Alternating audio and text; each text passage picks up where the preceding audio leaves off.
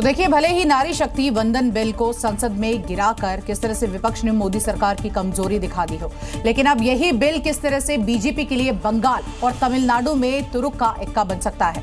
Bill के गिरने के बाद विपक्ष जहां सरकार को हरा देने का जश्न मना रही है, तो वहीं बीजेपी इसको लेकर सड़कों पर उतर आई है और इस हार में भी जीत तलाशना शुरू कर दिया है।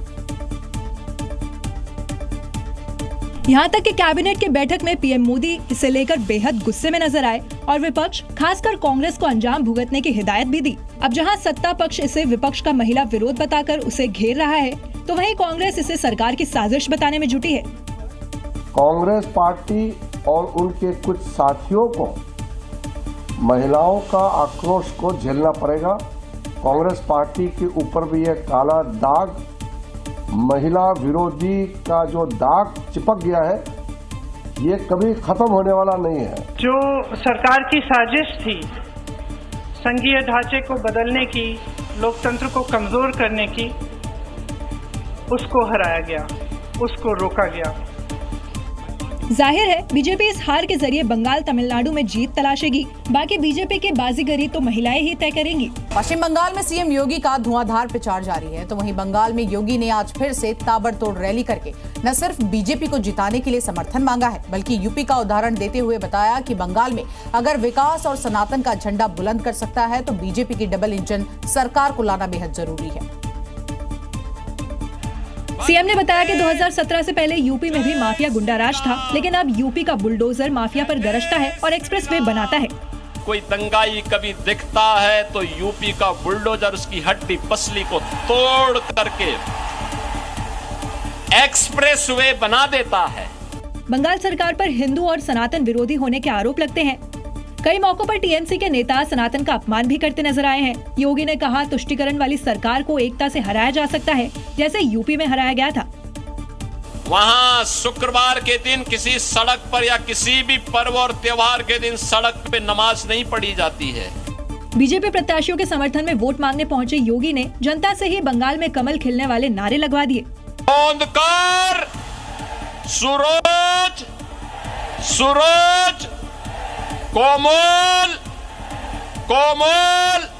तो ये बंगाल में वोटिंग की तारीख नजदीक आते ही सियासतदानों के बीच जुबानी जंग भी तेज हो गई। गृहमंत्री अमित शाह ने 5 मई के बाद टीएमसी को देख लेने की बात कही, तो वहीं उसका जवाब देते हुए अभिषेक बैनर्जी ने उन्हें 4 मई के बाद कोलकाता में रुकने की चुनौती दे डाली है। 5 के बाद उल्टा लटका कर सीधा करने का काम। 4 तारीख कोलकाताয় থাকবেন, 12টার পর দেখা হবে। बंगाल का ये रण सिर्फ एक चुनाव नहीं, साख, प्रतिष्ठा और वजूद की लड़ाई है। इसलिए ये जंग जीतने के लिए बीजेपी और टीएमसी के सियासतदान अपने तरकश का हर वो तीर आजमाना चाहते हैं, जिससे विरोधी खामा मूर्छित हो सके। अमित शाह बंगाल में आकर टीएमसी पर गरजे, तो अभिषेक बैनर्जी भी कहाँ चुप रहने वाले थे। देखिए कैसे अमित शाह को ही चुनौती दे डाली। আমি অমিত শাহকে চ্যালেঞ্জ করব, 4 তারিখ কলকাতায় থাকবেন, 12টার পর দেখা হবে। अभिषेक बैनर्जी की इस चुनौती का जवाब देने के लिए बीजेपी नेताओं ने मोर्चा संभाल लिया और ये उनका भय जागृत होता है। उनके अंदर सत्ता को खोने का जो भय है वो बोल रहा है। अब देखना होगा कि 4 मई के बाद किसकी चुनौती किस पर भारी पड़ती है। वहीं पश्चिम बंगाल में चुनावी हिंसा का इतिहास रहा है, जिसको देखते हुए कई बार आप देखिए यहाँ पर हिंसा की तस्वीरें भी सामने आई हैं और इस बार केंद्र सरकार सुरक्षा को लेकर कोई कोर कसर छोड़ती हुई नजर नहीं आ रही। बंगाल के संवेदनशील जगहों पर पैरामिलिट्री फोर्स का कड़ा पहरा है। बख्तरबंद गाड़ियों से पेट्रोलिंग की जा रही है। चप्पे चप्पे पर पैरामिलिट्री फोर्स के जवान गश्त दे रहे हैं। बंगाल विधानसभा चुनाव को लेकर केंद्र सरकार ने धुरंधर तैयारी की हुई है। बंगाल के संवेदनशील इलाकों को छावनी में तब्दील कर दिया गया है। ये सब इसीलिए हो रहा है क्योंकि पूरी चुनाव प्रक्रिया शांति के साथ पूरी की जा सके।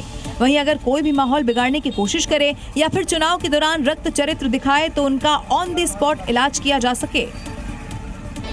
जलपाईगुड़ी में संवेदनशील इलाकों में सेंट्रल फोर्स का सख्त पहरा है। यहाँ बख्तरबंद गाड़ियों से नजर रखी जा रही है। उधर सुवेंदु अधिकारी के गढ़ पूर्व मेदिनीपुर के कांधी में पैरामिलिट्री फोर्स ने रूट मार्च किया। वोटरों से बात कर सुरक्षा बलों ने कड़ी सुरक्षा का मैसेज दे दिया है। पश्चिम बंगाल विधानसभा चुनाव में केंद्रीय अर्धसैनिक बलों की 2500 से ज्यादा कंपनियां तैनात की गई हैं, जहां 2 चरणों में 23 अप्रैल और 29 अप्रैल को वोट डाले जाएंगे।